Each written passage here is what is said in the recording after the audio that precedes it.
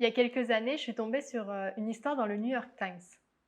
Cette histoire résume l'incroyable puissance de nos outils numériques, mais cette histoire résume aussi l'incroyable vulnérabilité de nos données personnelles et particulièrement de nos données de santé.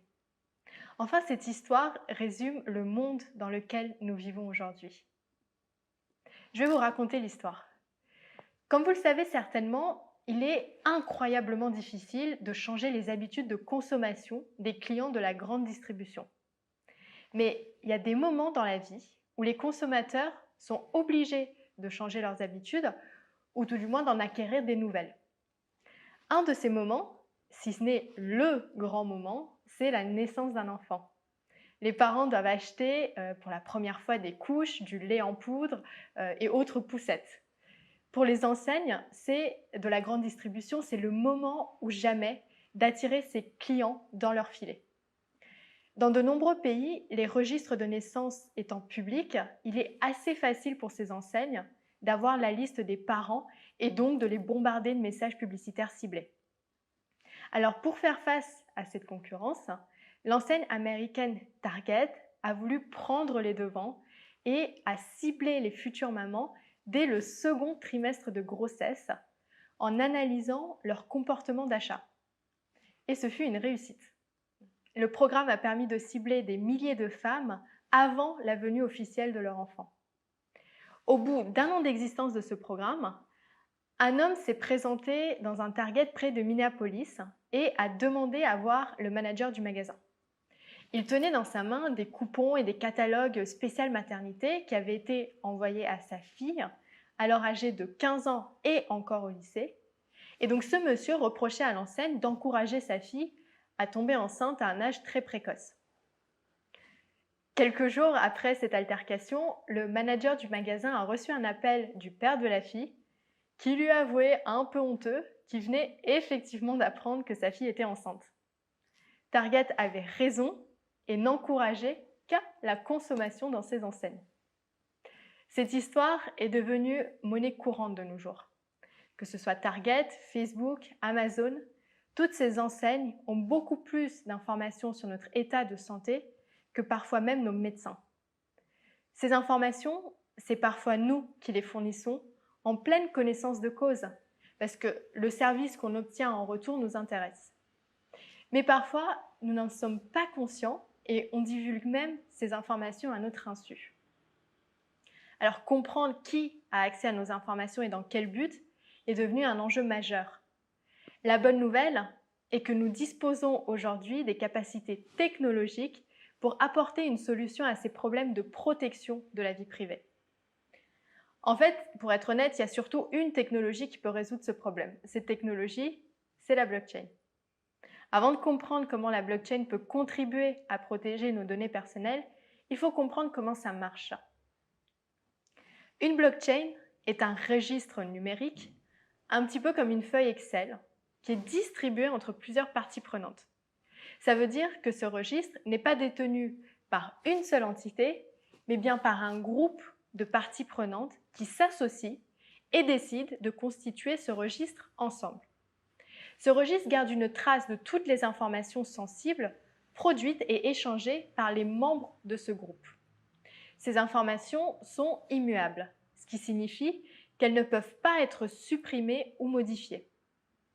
En d'autres termes, une fois que les parties prenantes qui détiennent le registre décident d'y inscrire une information, cette information est gravée dans le marbre. Alors pour bien comprendre, prenons l'exemple d'une étude clinique. Imaginons qu'elle se déroule en utilisant la blockchain.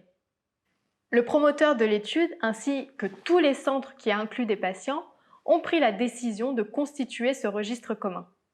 Ils identifient que le consentement donné par les patients en début d'étude constitue un élément sensible. Ils décident donc que cet élément doit figurer sur la blockchain. Une fois qu'il y est inscrit, toutes les parties prenantes savent que ce consentement a été donné et que l'inclusion du patient en question peut avoir lieu. Si ce mécanisme est répété à chaque fois dans l'essai clinique qu'une donnée est produite, la blockchain peut devenir une piste d'audit infalsifiable qui permet de tracer tout ce qui a été fait pendant une étude. Mais finalement, pourquoi utiliser une blockchain quand on peut tout simplement tracer ces informations de manière classique? Eh bien, ce qui fait la force d'une blockchain est son caractère distribué. Aujourd'hui, lorsque nous stockons ou que l'on gère des données, nous le faisons de manière centralisée. Toutes ces données vont dans des serveurs appartenant à différentes sociétés. Ces sociétés qui stockent et gèrent les données peuvent en principe tout faire avec, y compris les modifier, les supprimer, les manipuler, sans même que l'utilisateur ne puisse s'en apercevoir. Et ça, c'est un problème. Parce qu'aujourd'hui, nombre de nos activités reposent sur des informations dont nous ne pouvons pas garantir l'intégrité. Une blockchain, qui est, je le rappelle, un registre distribué, n'appartient pas à une organisation unique. Ce registre est accessible à plusieurs parties prenantes qui ont des fonctionnements différents, parfois même des intérêts divergents. Puisque toutes ces parties prenantes ont accès au registre, il est difficile de toutes les mettre d'accord pour falsifier ou manipuler des données dans l'intérêt d'une seule d'entre elles. Plus il y a d'entités qui partagent ce registre, plus il devient possible de garantir une parfaite intégrité des informations qui y sont stockées. Alors, parmi les informations les plus sensibles que nous ayons dans la santé aujourd'hui, se trouvent nos droits d'accès à nos données médicales. En tant que patient, il est primordial de s'assurer que seules les personnes autorisées puissent les consulter. Alors, comment faire ça? À qui confier ces droits d'accès pour être certain qu'ils seront respectés? Certaines sociétés qui utilisent la blockchain ont construit un cas d'usage pouvant justement répondre à cette question. Prenons l'exemple d'Alice, jeune femme de 25 ans, partie en vacances avec des amis. Au cours d'une randonnée en forêt, sous forte chaleur, Alice commence à avoir des vertiges et elle s'évanouit. Dans sa chute, malheureusement, elle se cogne la tête. Inquiet, ses amis appellent le secours qui la transporte à l'hôpital pour définir la gravité de son état. Bien qu'Alice ait regagné ses esprits et se sente mieux, le médecin suspecte un léger traumatisme crânien causé par sa chute. Mais en absence du dossier médical d'Alice, le médecin a des difficultés à établir un diagnostic précis et ne peut engager qu'une prise en charge standard. Heureusement, Alice a la possibilité, depuis son téléphone, de donner un accès temporaire à ce médecin à son dossier médical, et notamment à une prise de sang réalisée avant son départ en vacances.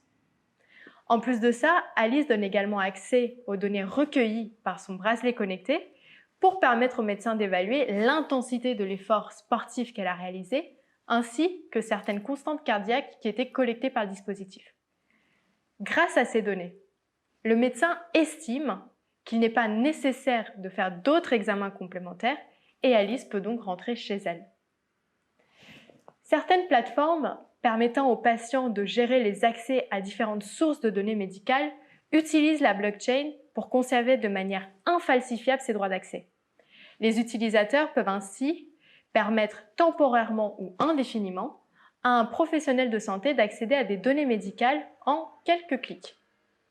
Alors, grâce à l'utilisation de la blockchain, ils peuvent être certains que les autorisations données seront respectées et qu'il sera impossible de les falsifier et donc de divulguer les données sensibles à leur insu.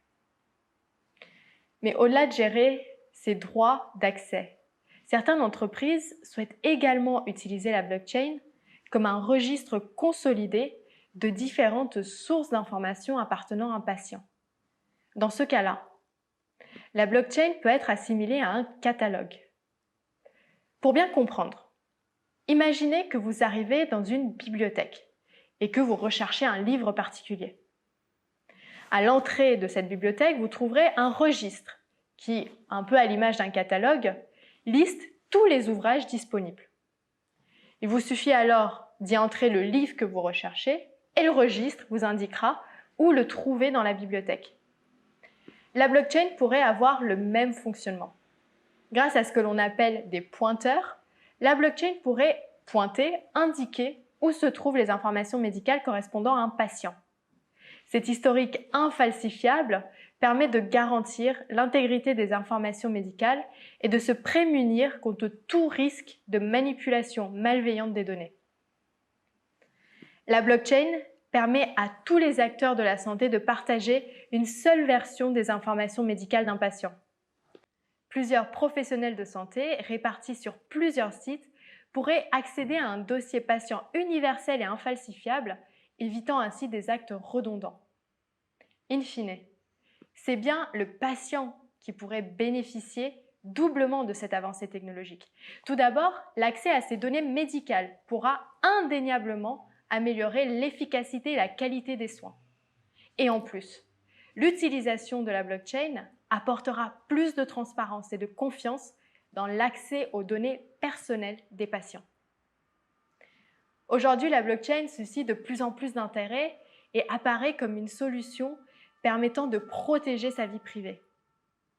Le très médiatique scandale de Cambridge Analytica a suscité une peur vis-à-vis de l'utilisation malveillante des données personnelles qui pourrait aussi accélérer l'adoption de la blockchain. Enfin, bien que cela nous semble être un enjeu très actuel, l'inquiétude quant à l'utilisation des données est en réalité apparue en même temps qu'Internet. Alors pour finir, je vous propose de retourner un peu dans le temps, en septembre 1992 pour être plus précise. Tim May, un ancien ingénieur d'Intel, avait invité un groupe d'amis, informaticiens aussi, dans sa maison de Santa Cruz en Californie. Ils étaient là pour parler de cette nouvelle technologie qui prenait de plus en plus d'ampleur, Internet. Mais surtout, ils étaient là pour parler des risques sur la vie privée que cette technologie pouvait créer. Leur principale préoccupation était la capacité du gouvernement à tracer tous les moindres faits et gestes des utilisateurs sur la toile. En réalité, le problème n'était pas tant d'avoir accès à ces informations, mais bien de savoir ce que le gouvernement en ferait. Pour eux, la réponse la plus prometteuse à ces enjeux de violation de la vie privée était la cryptographie. La réunion de ce soir de septembre 1992 posa les fondements du mouvement cypherpunk, dont les idées avaient déjà émergé dans les années 70. Parmi eux, des noms connus, comme Julian Assange, le célèbre fondateur de Wikileaks. Mais les membres de ce mouvement cypherpunk sont également à l'origine d'une des avancées technologiques les plus prometteuses pour la protection de la vie privée. Je parle bien de la blockchain. L'émergence de la blockchain remonte à 2008, en plein cœur de la crise financière.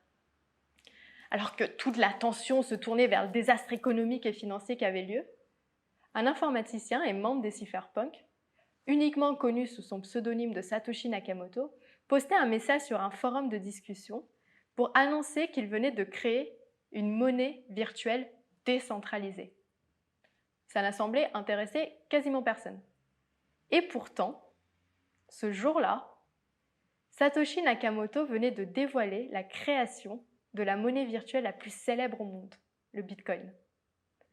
Mais il a fallu attendre 2015 pour que la technologie sous-jacente au Bitcoin commence à faire parler d'elle, la blockchain. Dès son origine, la blockchain a été reliée à un profond désir de protection de la vie privée. Cette technologie a spécialement été conçue pour permettre aux utilisateurs de devenir souverains de leurs données, d'en assurer le contrôle et le partage. Bien plus qu'un simple outil technologique, la blockchain apporte à elle toute seule un réel changement de paradigme dans le pouvoir qu'ont les patients sur leurs données.